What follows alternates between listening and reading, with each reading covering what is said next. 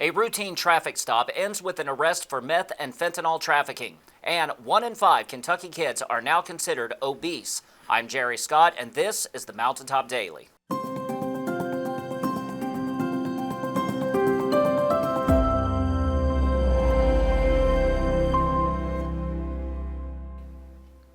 A Pike County man spent his holiday in jail after an arrest Tuesday for drug trafficking. Just before midnight Tuesday, a state trooper spotted a pickup driving along Forest Hills Road with the taillight out and a poorly secured ATV in the back, so he pulled it over. The vehicle pulled over in front of a house the officer knew to be used for drug sales. When talking to the driver, 25-year-old Austin Cecil of Sydney, he noticed digital scales on the dashboard and a piece of aluminum foil with a burn mark between the seat and door. The trooper ordered Cecil out of the car and noticed signs of impairment, as well as a bag of meth in the seat where he had been sitting.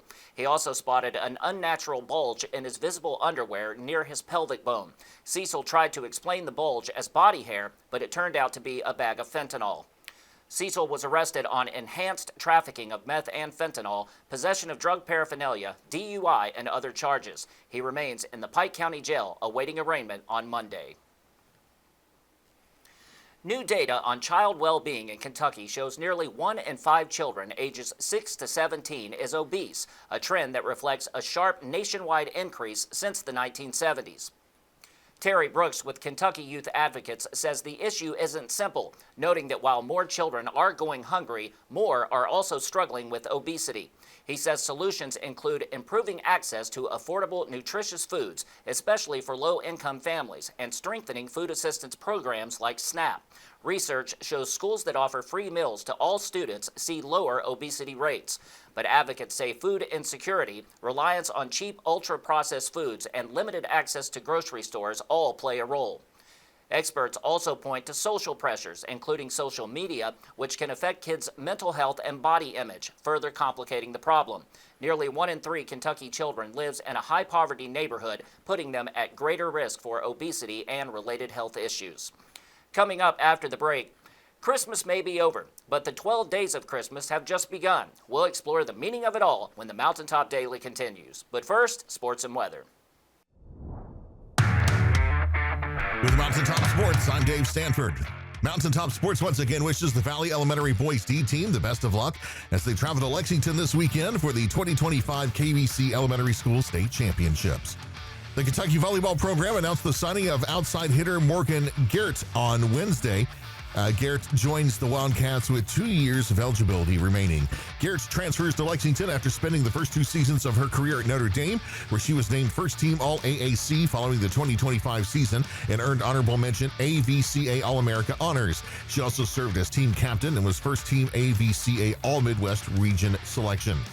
This past season, Geert started all 28 matches and recorded 497 kills, the most by any Notre Dame player in the rally scoring era, and the 3rd most in program history overall. She averaged 4.64 kills per set and opened the season with 10 or more kills in 22 straight matches, the 2nd longest streak in Irish history.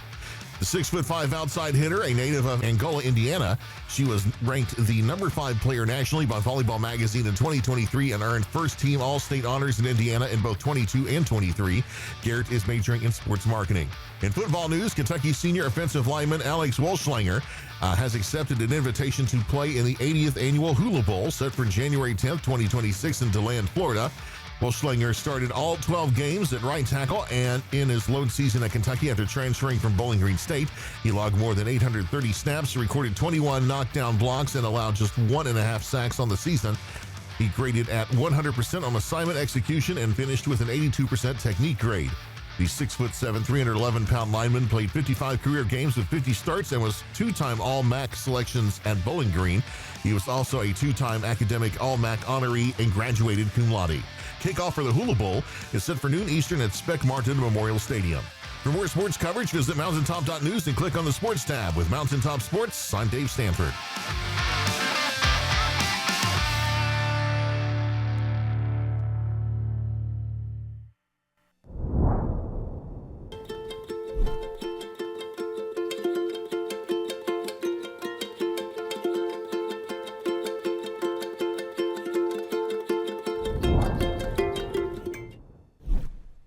the government took Social Security away from honest Eastern Kentuckians, Attorney Ned Pillersdorf got the hearings declared unconstitutional.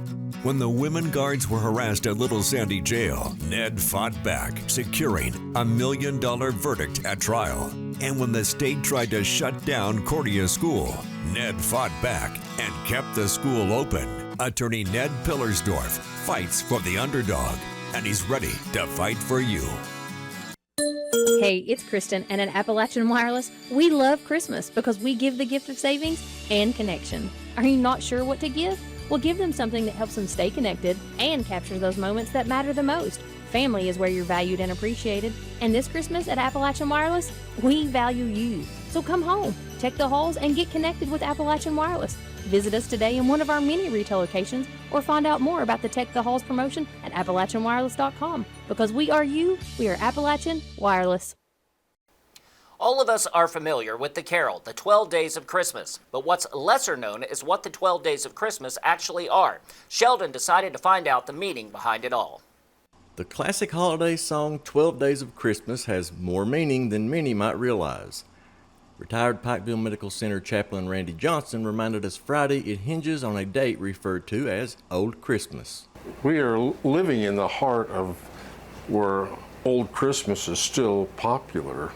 Actually, Old Christmas, January 6th, we call it Epiphany now, is the original date for years and years and years, which is Christian churches celebrated the birth of Christ.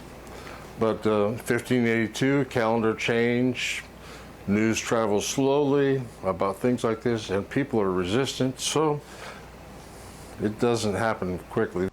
Johnson said either of the two dates can work.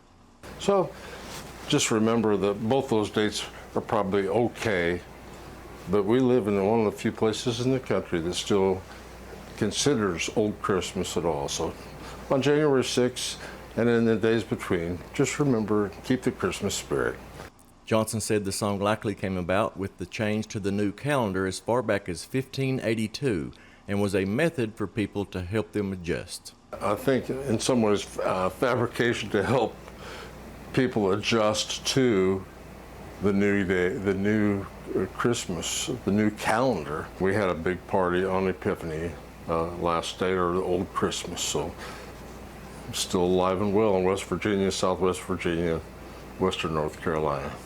Reporting for Mountaintop News, I'm Sheldon Compton.